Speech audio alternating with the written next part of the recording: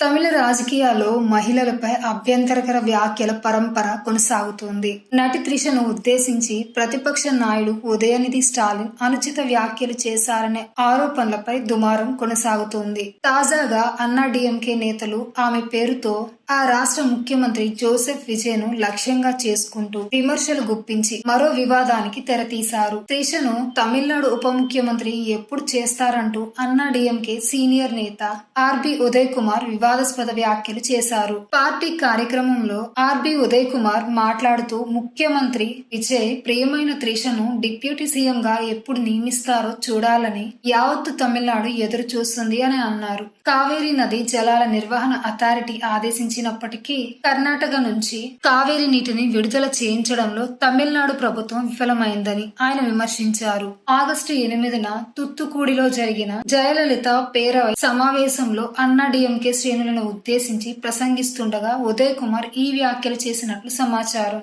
అన్నాడీఎంకే నేత వ్యాఖ్యలపై త్రిష అభిమానులు తీవ్ర ఆగ్రహం వ్యక్తం చేస్తూ నిరసనలకు దిగారు. ఉదయ్ కుమార్ చేసిన వ్యాఖ్యలను ఖండిస్తూ త్రిష ఫ్యాన్స్ అసోసియేషన్ మదురై అంతటా పోస్టర్లను ఏర్పాటు చేసింది.